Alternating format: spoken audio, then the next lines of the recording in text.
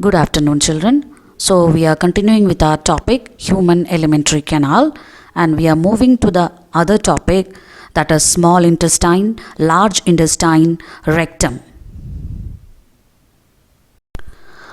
Let's observe the diagram, a flow chart given in the slide, which is representing the various parts of the alimentary canal. And we are discussed up to stomach, and apart from the alimentary canal, we have discussed the glands also. Since digestive system is made up of both the alimentary canal and the digestive glands. So we have discussed the parts of alimentary canal up to stomach, and also we have discussed the various glands. Now we are moving into the rest of the parts, small intestine, large intestine, and the last part, anus. So after the stomach and associated glands, we are moving to the next topic, small intestine. Even though it is known as small intestine, actually it is the longest part of the alimentary canal, which is about 6 to 7 meters long, and it is having three parts: duodenum, jejunum, and ileum. You can see the various parts from the given diagram. Duodenum, it is a C-shaped part and receives the hepatopancreatic duct formed by the union of bile and pancreatic duct. And the next part, jejunum, middle part of the small intestine with thick walls and more vasculature. Next part is the ileum, the lower part of the small intestine with thin walls and less vasculature. In the slide, you can see from the wall of the intestine, certain finger-like outgrowths are coming. These finger-like structures are known as villi, singular villus. We'll discuss the details, what is the function of this villi, in the next slide. The small intestine is the site of the complete digestion of carbohydrates, proteins, and fats. It receives the secretions of the liver and pancreas for this purpose. The food coming from the stomach is acidic. As we discussed, it is clear that the stomach, the food which is coming to the intestine, small intestine, is always acidic and has to be made alkaline for the pancreatic enzymes to act. Bile juice from the liver accomplishes this in addition to acting on fats. Fats are present in the intestine in the form of large globules, which makes it difficult for enzymes to act upon them. Bile salts break them down into smaller globules, increasing the efficiency of the enzyme action. And this process is known as breaking down of the large fat molecules into smaller one is known as emulsification. And this is similar to the emulsifying actions of the soap, which you will learn in the chapter 4.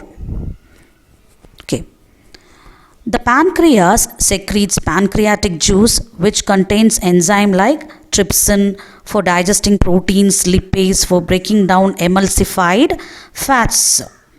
The walls of the intestine contain glands which secrete intestinal juice.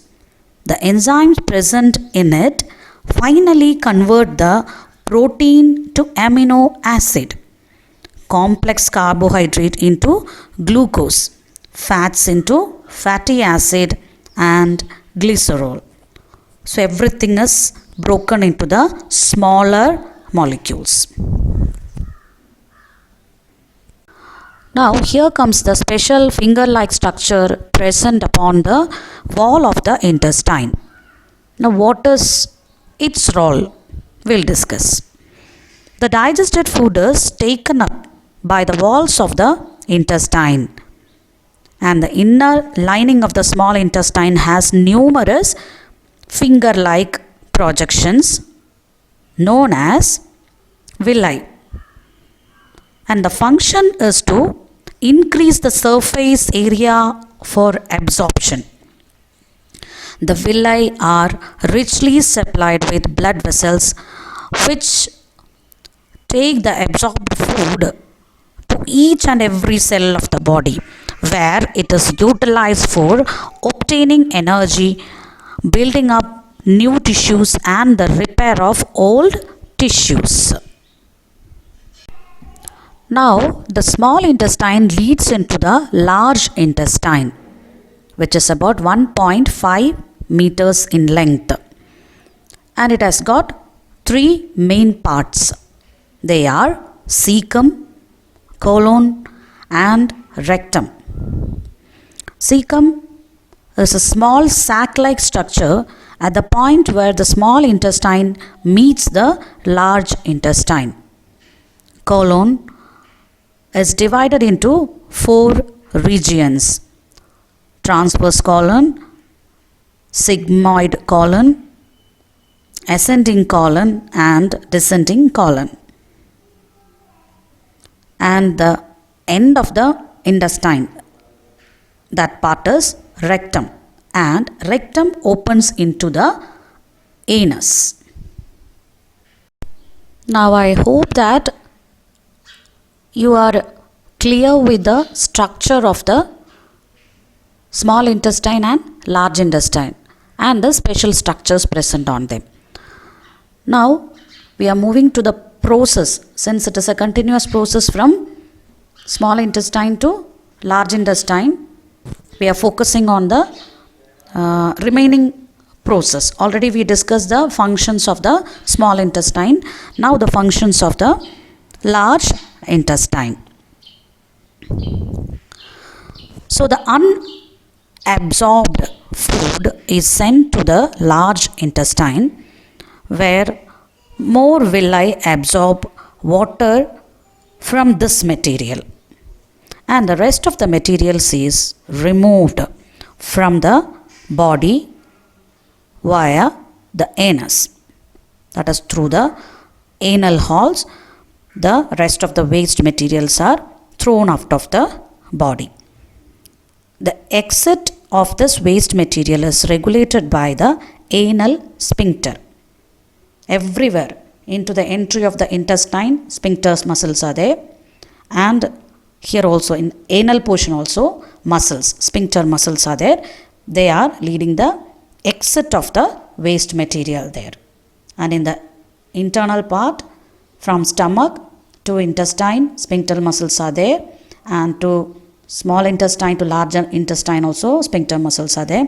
So these muscles play an important role in the digestive system.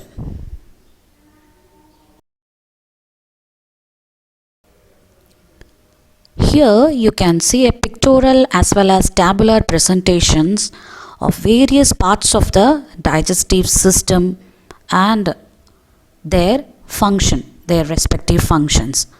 So just go through this slide and you can see the summary of the whole event in this slide.